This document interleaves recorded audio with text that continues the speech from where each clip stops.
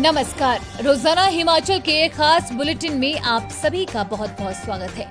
मैं हूं आपके साथ भावना रनौत। चलिए जानते हैं खबरें विस्तार से। गोविंद सागर झील पर बनेगी अंडर वाटर टनल, तलाशी जा रही संभावना। हिमाचल प्रदेश के बिलासपुर शहर को 4 लेन से जोड़ने के लिए गोविंद सागर झील पर अंडर वाटर टनल के निर्माण पर विचार किया जा रहा है। टनल लुहणू मैदान से 4 लेन तक बनाई जाएगी। अगर योजना धरातल पर उतरी तो ये न केवल बिलासपुर शहर के लिए संजीवनी साबित होगी, बल्कि देश का पहला ऐसा पुल होगा जो झील के अंदर बनेगा। कीरतपुर मनाली 4 लेन के बनने के बाद बिलासपुर शहर का संपर्क मुख्य मार्ग से टूट गया है, जिससे यहाँ की आर्थिक गतिविधियां धीमी पड़ गई है। व्यापारियों और उद्योगपतियों को नई राह देने के लिए पुल का निर्माण महत्वपूर्ण है।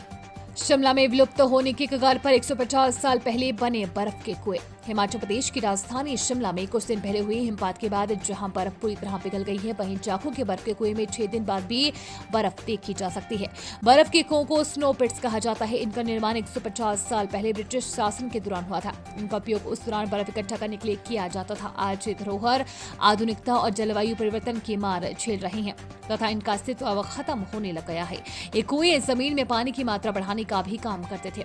अंग्रेजी हुकूमत के दौरान जाखू, हार्विगटन, वाइल्ड फ्लावर हॉल, बॉन्सकोट और हरकट बटलर स्कूल के आसपास ऐसे 6 से अधिक बर्फ के कुएं हुआ करते थे। अंग्रेजी हुकूमत में 6 से अधिक बर्फ के कुएं थे। अंग्रेजी हुकूमत के दौरान जाखू, हार्विगटन, वाइल्ड फ्लावर हॉल, बॉन्सकोट और हरकट बटलर स्कूल के आसपास ऐसे 6 से अधिक बर्फ के कुएं हुआ करते थे। इन कुओं को पत्थर की दोहरी परतों से तैयार किया है। बर्फबारी के दौरान ठंडी छायादार जगहों से काटी बर्फ को उन कुओं में भरा जाता था। ब्रिटिश अधिकारी बर्फ का उपयोग अपने लिए प्राकृतिक रेफ्रिजरेटर के रूप में करते थे। स्थानीय लोग बर्फ खरीदकर कुल्फी और शीतल पेय जैसे उत्पाद तैयार करते थे। बर्फ को दोहरी दीवारों वाले टीन के बक्सों में रखा जाता था। इसे जूट के थैलों में पैक करके आसपास के क्षेत्रों तक पहुंचाया जाता था। एशिया के सबसे बड़े प्राकृतिक आइस स्केटिंग रिंक में उमड़े स्केटर्स। हिमाचल प्रदेश की राजधानी शिमला के लक्कड़ बाजार स्थित एशिया के सबसे बड़े प्राकृतिक आइस स्केटिंग रिंक में स्केटर्स उमड़ पड़े हैं। सुबह सुबह 6 दिन का सत्र शुरू हुआ। ठंडी सुबह के बावजूद रिंग पर स्केटिंग का रोमांच देखने लायक था। बड़ी संख्या में स्थानीय परिवार, बच्चों और देश भर से आए पर्यटकों ने बर्फ पर गिरते पड़ते हंसी ठिठोली के बीच स्केटिंग का आनंद लिया। बांग्लादेश में हिंदुओं के खिलाफ अत्याचार के विरोध में सड़कों पर उतरे लोग, निकाली रैली। बांग्लादेश में हिंदुओं के खिलाफ अत्याचार के विरोध में सोमवार को प्रदेश भर में प्रदर्शन हुए। पड़ोसी मुल्क बांग्लादेश में हिंदुओं के खिलाफ हो रहे अत्याचार के खिलाफ सोमवार को कुल्लू जिला मुख्यालय में हिंदू संगठनों की ओर से प्रदर्शन किया गया। सैकड़ों की संख्या में लोग सड़कों पर उतरे और अपना विरोध जताया। ऊना में ठंड और चारे की कमी से गौशाला में 7 गौवंश की मौत, 3 की हालत गंभीर। हिमाचल प्रदेश के ऊना जिले जोल क्षेत्र की चौकी खास पंचायत के कैंट गांव में सरांश गर्ग फाउंडेशन की गौशाला में ठंड और चारे की कमी से 7 गौवंश की मौत हो गई है। 3 की हालत बेहद गंभीर है। मौके पर न तो मृत पशुओं को उठाया गया है और न ही बीमार को इलाज दिया जा रहा है। जानकारी के अनुसार गौशाला में मात्र एक शेड है। शेड में दर्द और सर्द हवाओं से बचाव का कोई इंतजाम नहीं है। न ही गौवंश को हरा चारा दिया जा रहा है। मात्र मक्की के सूखे डंठल ही गौवंश को दिए जा रहे हैं। तपोवन में सुरक्षा व्यवस्था कड़ी, चप्पे चप्पे पर पुलिस बल तैनात। हिमाचल प्रदेश के धर्मशाला में तपोवन विधानसभा भवन में 18 से 21 दिसंबर तक होने वाले शीतकालीन सत्र को लेकर सुरक्षा व्यवस्था कड़ी कर दी गई है। इस बार भी सुरक्षा व्यवस्था 4 से 5 घेरों में रहेगी। भवन में रंग रोगन कर दिया गया है। चारों ओर लाइटें लगाकर विधानसभा भवन को सजाया गया है। जगह जगह नाके लगाए गए हैं। तपोवन और धर्मशाला बाजार में सीसीटीवी कैमरों की व्यवस्था की गई है। दर्शक दीर्घा में बैठने वाले तमाम अधिकारियों, कर्मचारियों, मीडिया कर्मियों व अन्य लोगों की जानकारी पुलिस के पास रहेगी। नालागढ़ में 3 दिवसीय जिला स्तरीय रेड क्रॉस मेले का हुआ समापन। मेले की आखिरी नाइट पंजाबी कलाकार कुलविंदर बिल्ला, पारस बैंड व पुलिस बैंड के नाम रही। एक के बाद एक पंजाबी कलाकारों ने गाने गाकर दर्शकों को नाचने पर किया मजबूर। मुख्य अतिथि प्रदेश के मुख्यमंत्री सुखविंदर सिंह ठाकुर ने कहा कि ऐसे सांस्कृतिक कार्यक्रमों का आयोजन बहुत ज्यादा जरूरी है।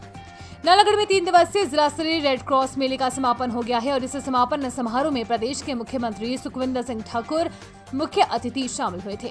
आपको बता दें कि मेले की तीसरी नाइट यानी आखिरी नाइट पंजाबी कलाकार कुलविंदर बिल्ला और पारस बैंड एवं पुलिस बैंड के नाम रही। कुलविंदर बिल्ला जैसे ही स्टेज पर आए तो दर्शकों ने उनका तालियां और सीटी बजाकर जोरदार स्वागत किया। कुलविंदर बिल्ला ने एक के बाद एक पंजाबी गाने गाकर लोगों को खूब मनोरंजन किया। वहीं उनसे पहले पंजाबी गायक पारस बैंड ने भी मिर्जा और काली गानी, मित्रा दी राती, टुटगी, नींद ना आई अन्य गाने गाकर लोगों का मन मोह लिया और उन्हें नाचने पर मजबूर कर दिया। वहीं कार्यक्रम की आखिरी आइटम में पुलिस बैंड ने पहले वंदे मातरम गाने से शुरुआत की और उसके बाद देशभक्ति गाने गाकर मेले का विधिवत समापन किया।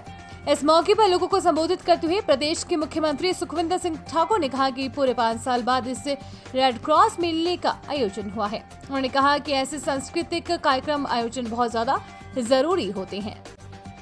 ग्रामीण अर्थव्यवस्था, शिक्षा, स्वास्थ्य पर केंद्रित होगा आगामी बजट।